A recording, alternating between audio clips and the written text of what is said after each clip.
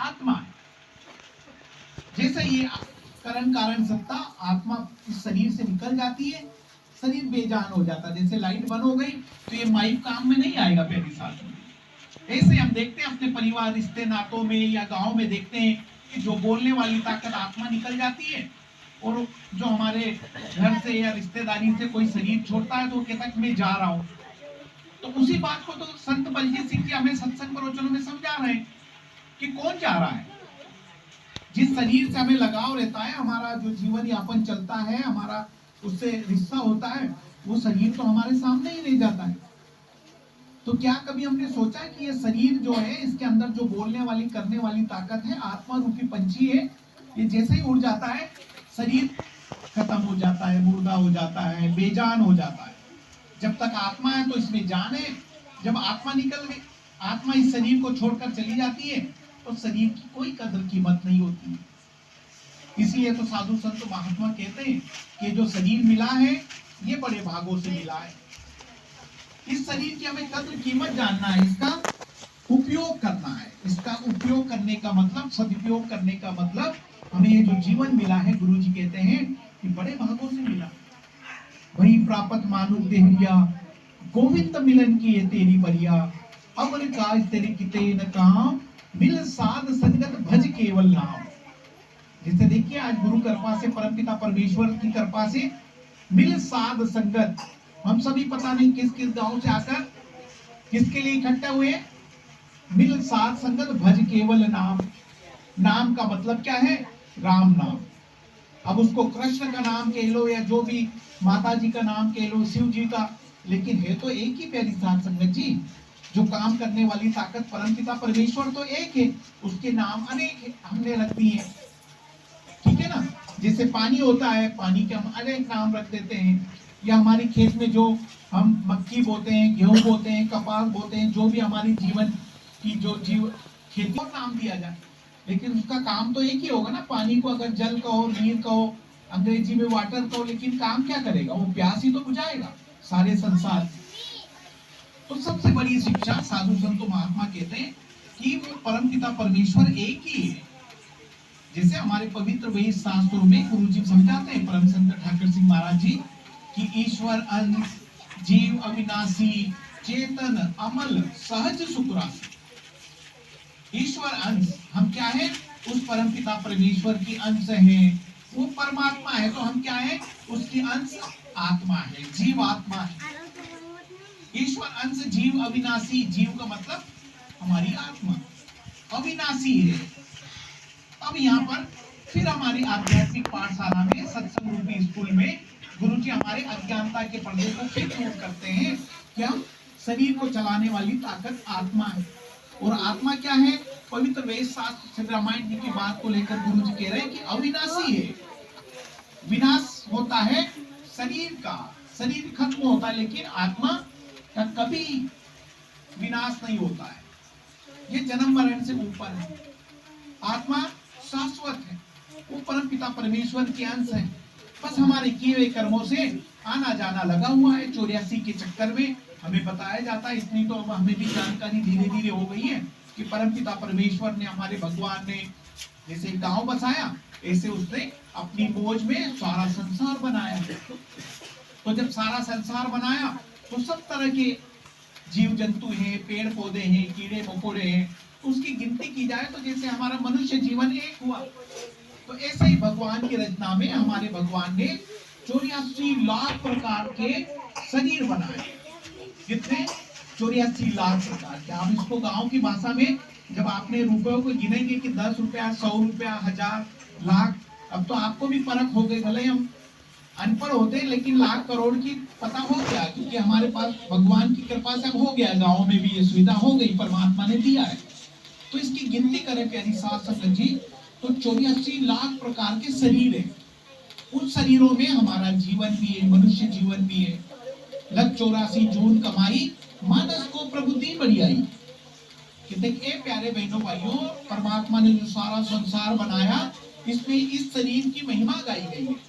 इस शरीर को बड़ा महत्व दिया गया कि इसी शरीर में रहकर हम, जो दूसरा प्रश्न है कि हम शरीर नहीं है, हम आत्मा है, और जो दूसरा प्रश्न गुरुजी कह रहे हैं कि हम कहां से आए, तो हम दुनिया के लेवल से, शरीर के लेवल से तो कहेंगे कि हमारा गांव का जीवन वो है, हम बलवाड़ी के रहने वाले, मोना के, खरगोन के हैं, या और के लीजिए, ये शरीर के लेवल से हमारे दुनिया के रिश्ते नातों के घर है।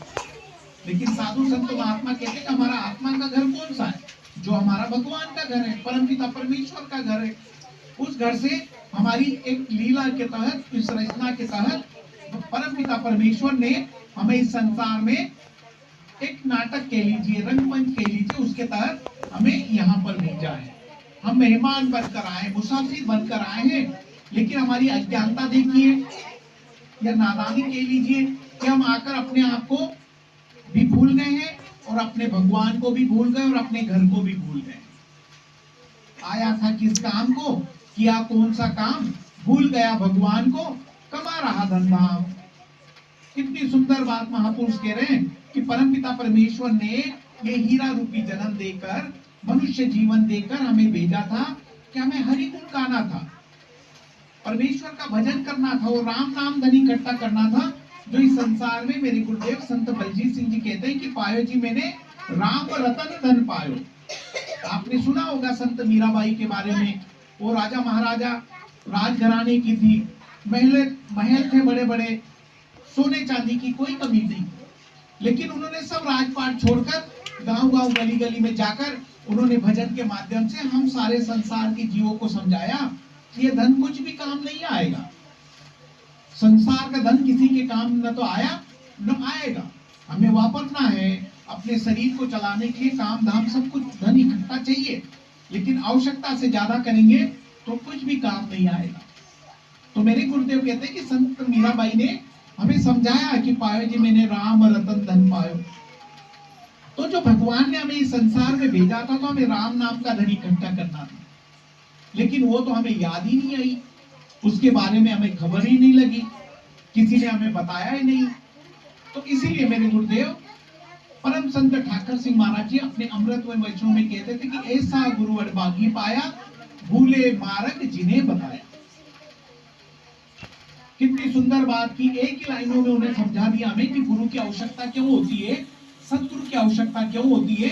तो गुरु जी कहते हैं ऐसा गुरु अड़बागी पाया, इस हीरा रूपी जन्म कि ऐसे साधु संतों महात्मा का मिलन हो जाता है। जैसे संत मीराबाई को संत रोहिदास जी मिले उनके जीवन में, तो उनका जीवन अमर हो गया। भगवान श्री राम जी भी आए, उनको भी गुरु मिला, भगवान श्री कृष्ण जी आए, उनको भी शरीर रूप में आप परमेश्वर थे, लेकिन गुरु की शरण में जाना पड़ा। क्यों? क्योंकि परम संत ठाकर सिंह महाराज जी कहते हैं ऐसा गुरु अड़बागी पाया, भूले मार्ग जिन्हें बताया। अब यहाँ पर हमें समझना है कि एक और प्रश्न खड़ा हो गया कि भूले मार्ग, तो हमको तो सबको पता है कि हमें सब जानकारी कि मेरा घर है, मेरी खेती बाड़ी है, मेरे परिवार रिश्ते नाते कहाँ कहाँ रहते हैं, मुझे तो सब खबर है, मेरी तो कोई बिगड़ी हुई बात नहीं है। लेकिन पहली सात संगत जी, शरीर के लेवल से तो हमें सब जानकारी है, लेकिन आत्मा का जो प्रीतम परमात्मा है, जो आत्मा का पति है, वो परमेश्वर परमात्मा, उसके बारे में तो हमें जानकारी नहीं है। उससे मिलने के लिए, उसके घर जाने के लिए तो हमें समय नहीं है उस राम नाम को, धन को इकट्ठा करने के लिए। तो इसीलिए साधु संत महात्मा गुरुजन कहते हैं कि भूले मार्ग। तो गुरु क्या करता है, सदगुरु क्या करता है, अपने सत्संग प्रवचनों के माध्यम से जब हम सारे संसार की जीवनी आकर बड़े प्रेम प्यार से बैठते हैं, तो कुछ भी नहीं लेता है, मोल कुछ भी न लिया गुरु ने, वो हमसे कुछ भी मोल नहीं लेता है। वो हमारे घर बार परिवार रिश्ते नाते काम धंधे खेती बाड़ी नहीं छुड़वाता है। वो कहते हैं कि अपने नियम कायदों में फर्ज कर्तव्यों को निभाते हुए, जैसे कमल का फूल होता है वो कीचड़ में खिलता है, ऐसे हमने संसार में रहना है। संसार में रहते हुए अपने मन को परमेश्वर की याद में लगाना है, राम नाम की सिमरन में लगाना है, भगवान की याद में लगाना है। इसीलिए तो कहा कि साधो सो धन संचय जो आगे को हो। संचय का मतलब होता है इकट्ठा करना, जोड़ना।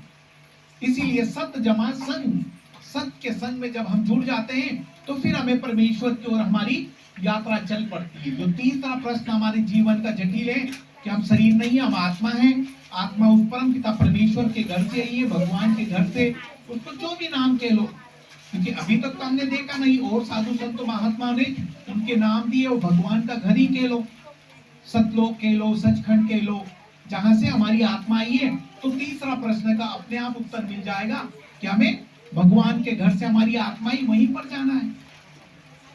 जैसे हम दुनिया के रिश्ते नातों में देखते हैं कि जो मेहमान बनकर आते हैं वो थोड़े दिन अपनी मेहमान नवाजी करते हैं हमारे पास आकर, या हम भी कहीं मेहमान बनकर जाते हैं तो जितने दिनों की हमारी यात्रा रहती है उसको यात्रा को करके वापस अपने घर आ जाते हैं और क्या कहते हैं कि मुझे अपने घर जाना है।